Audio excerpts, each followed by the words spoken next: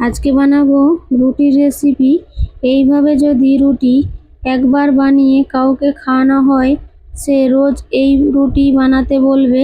সামান্য কিছু উপকরণ দিয়ে এত সুন্দর আর সুস্বাদু রুটি রেসিপি বানানো যায়, সেটা না বানিয়ে খেলে বুঝতেই পারবেন না।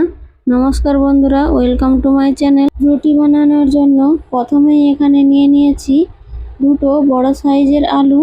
আলুগুলোকে সিদ্ধ করে প্রথমে আমি খোসাটা ছাড়িয়ে নিয়েছি। তারপর একটা বড় পাত্রের মধ্যে নিয়ে এটাকে ভালো করে গ্লাসের সাহায্যে এখানে ম্যাশ করে নিচ্ছি। আলুর মধ্যে কোনো রকম বড় অংশ যেন না থাকে, এইভাবে আলুটা ম্যাশ করে নিতে হবে। এবারে দিয়ে দিচ্ছি স্বাদ মতো লবণ, স্বাদ মতো এখানে চিনি দিয়েছি। এবারে দিয়ে দেবো এখানে 2 চামচ রিফাইন তেল, আর দিয়েছি এখানে 2 চামচ গুঁড়ো দুধ। গুঁড়ো দুধের পরিমাণটা কিন্তু এখানে আরও বেশি পরিমাণেও দিতে পারেন, তাহলে রুটি খেতে আরও ভালো হবে। তো এবারে দিয়ে দিচ্ছি এখানে 2 কাপ আমি এখানে ময়দা নিয়েছি। আপনারা চাইলে এখানে আটা দিয়েও তৈরি করতে পারেন, কিন্তু ময়দা দিয়ে রুটিটা করলে আরও খেতে অনেকটা টেস্টি হয়। তারপর আলুর সাথে আমি ময়দাটাকে আগে ভালো করে এখানে মেখে নিচ্ছি। ময়দার সাথে আলু ভালো করে মেখে নেওয়ার পর দিয়ে দিচ্ছি এখানে অল্প পরিমাণে জল। জলটা কিন্তু আগে দেয়া চলবে না, আগে দিয়ে দিলে তাহলে বেশি পরিমাণে জল হয়ে যেতে পারে। তো এখানে আগে আলুর সাথে মেখে নিয়ে অল্প করে জল দিচ্ছি। তো এখানে খুব বেশি পরিমাণে জলের দরকার নেই, এখানে একেবারেই অল্প অল্প করে আমি 2 চামচ করে 4 চামচ কি 5 চামচ হবে এরকম জল আমি দিয়েছি এখানে। এই জলের মধ্যেই রুটিটা ভালো করে মাখানো হয়ে যাবে। দেখতেই পাচ্ছেন ডোটা আমার একেবারে রেডি হয়ে গেছে। একটু নরম করে আমি মাখিয়েছি। তো এই রকমই নরম করে এই ডোটা বানিয়ে নিতে হবে। তো এবারে আমি এটাকে ঢাকা দিয়ে 10 মিনিট রেখে দেব। রুটির সাথে খাওয়ার জন্য এখানে একটা আমি সবজি বানিয়ে নিচ্ছি। দিয়ে দিয়েছি এখানে প্রথমেই একটা ফ্রাই প্যান বসিয়ে সামান্য পরিমাণে তেল দিয়েছি, এখানে হাফ চামচ জিরেটা ভেজে নিয়ে দিয়ে দিয়েছি এখানে আলু কুচি, আর দিয়েছি হলুদ লবণ, আর দিয়েছি এখানে 3টে কাঁচা লঙ্কা। কাঁচা লঙ্কার পরিমাণটা ঝালের যেমন খাবেন সেই অনুযায়ী এখানে দিয়ে দিতে হবে। এবারে আমি সব কিছুকে ভালো করে একবার নেড়ে চেড়ে নিয়েছি। তারপর এখানে ঢাকা দিয়ে এটাকে সিদ্ধ করে নেব। তো কিছুক্ষণ আমি ঢাকা দিয়ে রেখে দিয়েছিলাম, আলুটা প্রায় সিদ্ধই হয়ে এসেছে। এবারে আলুটাকে একটু হাই ফ্লেমে এখানে ভেজে নেব। আলুটাকে নাড়াচাড়া করে আমি কিছুক্ষণ ভেজে নিয়েছি। তারপর দিয়ে দিচ্ছি এখানে জল। ঝোলের পরিমাণ যেমন রাখবেন সেই অনুযায়ী এখানে জলটা ব্যবহার করতে হবে। এবারে সব কিছুকে ভালো করে একবার মিশিয়ে নেব। ঝোলের পরিমাণটা এখানে বেশি রাখতে চাইলে তাহলে আরও একটু জল দিয়ে দিতে পারেন। আমি এখানে একটু গাঢ় গাঢ় ওই সবজিটা বানাবো, তার জন্য এখানে একটু অল্প করে জলটা ব্যবহার করেছি। এবারে সব কিছু ভালো করে মিশিয়ে নিয়েছি, তারপর এবার ঢাকা দিয়ে সিদ্ধ করে নেব। তো আলুটা সবজি রান্না করতে কিন্তু একেবারেই বেশি টাইম লাগে না, 10 থেকে 15 মিনিটের মধ্যে এই সবজিটা রান্না হয়ে যায়।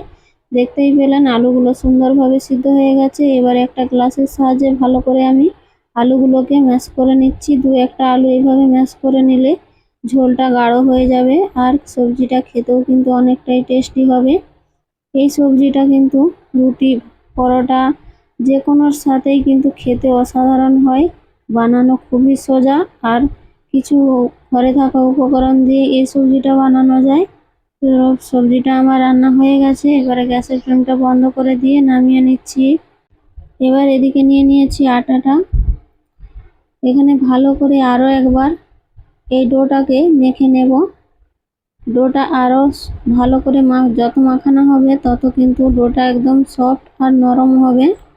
তো আমি আর এখানে 1 থেকে 1.5 মিনিট মতো ডোটাকে ভালো করে মেখে নিয়েছি। তো দেখতেই পাচ্ছেন ডোটা একেবারে নরম তুলতুলে হয়ে গিয়েছে। এবার এ থেকে আমি লেচি কেটে নেব। রুটি যেভাবে বানানো হয় ঠিক সেইভাবেই আমি লেচিগুলো কেটে নিচ্ছি। তবে একটু আমি এখানে রুটিগুলো মোটা রাখবো, তার জন্য লেচিগুলো একটু বড় সাইজ করে বানিয়েছি। এবারে সবগুলো আমি লেচি বানিয়ে গোল করে নিয়েছি। এবারে একটা রুটি বেলনির ওপর লেচি নিয়ে শুকনো আটা দিয়ে ভালো করে এখানে বেলে নেব। রুটিটা কিন্তু খুব বেশি বেলতে এখানে কষ্ট হবে না, কারণ শুকনো আটা দিয়ে যেহেতু রুটিটা বেলে নিচ্ছি। তো খুব সহজেই রুটিটা ভালো করে বেলা হয়ে যাবে। তো দেখতে পেলেন আমি এখানে রুটিটা বেলে নিচ্ছি কত সহজেই। তো এখানে আমার রুটিটা বেলা হয়ে গেছে, আর রুটিটা আমি কতটা মোটা রেখেছি দেখেই বুঝতে পারছেন।